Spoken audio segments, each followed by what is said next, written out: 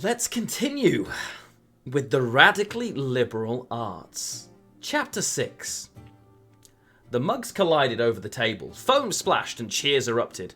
Bottoms up! Cheers to Dandelion! Cheers to student brethren! Toast followed toast, the floor wobbling like a deck on a stormy ship. Boasts, shared memories and dirty chants filled the alcove with joyful chatter. Not a single back was left unslapped. If the professor be for us, who can be against us?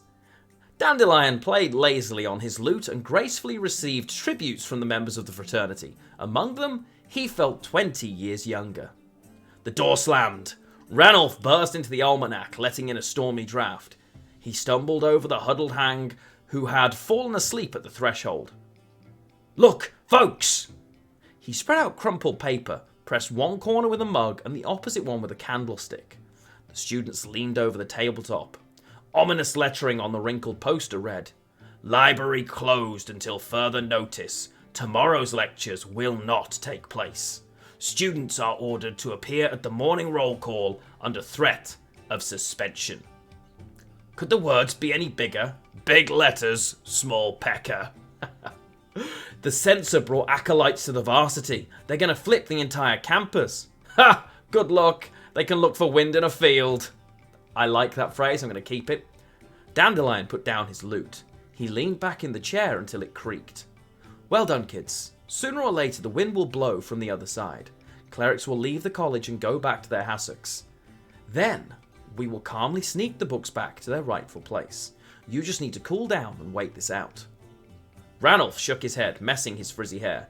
Cool down, Professor. We have them on the back foot. We have to follow up with a finishing blow. He was answered by the thud of mugs on the table and rhythmic chanting. Finish them! Finish them! Finish them! Dandelion wiped beer foam from his mouth. What the heck? A wave of enthusiasm rose and carried the students to even bolder concepts. Fuck the monastery! Fuck the clergy! This is our academy! Onto the breach once again, comrades! No resting on our laurels! A clamour rose, and Dandelion, his musical ear catching the thunder of an approaching avalanche, instantly sobered up. He glanced anxiously at Iriana. She replied with a charming smile and blew him a kiss. Ranulph banged his fist on the table 3 times and raised his hands to show that he wanted to speak. The crowd gradually fell silent. We have proved that we can act together and effectively, he began, his penetrating eyes panning over his companions. That we will defend Oxenfurt to the end. This university is no place for the clergy. Time to show them that they are not welcome here. All eyes were on Ranulph. The members of the fraternity, drunk with success and hungry for action, waited only for direction. Bellatin is upon us! May night, fire night! Let's make it unforgettable. Ranulph rested his hands on the tabletop and leaned towards his audience. There was vindictive satisfaction on his face. When the festival begins, when the city celebrates, when the priests go to their temple for the night watch, He suspended his voice for effect. The students held their breath and he had them eating from the palm of his hands. We will set fire to the Department of Theology. I feel like that might... Okay. Sure. Protect the university by burning it down. Sure. Okay. The clerics began the search with genuine fanatical fervour, while the students gathered at roll call were forced to sing pious songs under the direction of a deacon. Acolytes tore up floorboards in dormitories, threw clothes out of windows, and devastated the attic in search of some secret hiding places. The spectacular demolition managed to yield some results. Ancient spider dynasties and an entire pigeon family were evicted from the old building. The books, of course, were nowhere to be found. For the rest of the day, students bustled about campus looking for their belongings and cleaning up the mess left in the clergy's wake. Dandelion, having sneaked out of the urgent meeting of the council college, found Iriana in Thinker's Park. She flipped through her notes with her back to the statue of Visigotta of Corvo. "How are you after the hearing?" he asked. "Peachy." He sat beside her, the girl's warm arm on his shoulder. He coughed into his fist. The council is turbulent. The censor flutters like a bumblebee in a jar. Are you sure no one will tell? If they don't, take us to torture. Where did the idea of moving the books to the ship come from? Well, Ranulph arranged it. His uncle is a ship owner in Exeter. Wait, Ranulph is from Kavir? Yes, he came here to study. They have a university at Exeter, but it's a fledgling college with a poor reputation. It's not like Oxenfurt. Well, until recently at least.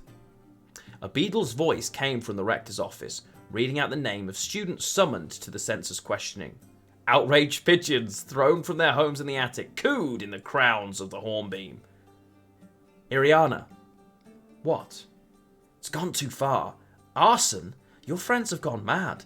They will outrage the censor and it will lead to catastrophe. Until now, your actions have been justified. Noble even, and many professors share an aversion to the attempts of the church. But by doing this, you will lose all of your allies. I know we're taking a risk, but someone has to. Has to what? Set a fire? Send a message. Fight for Oxenfurt. The professors are reluctant to do so. Iriana, we had a deal. I helped you, and you promised to stay out of trouble.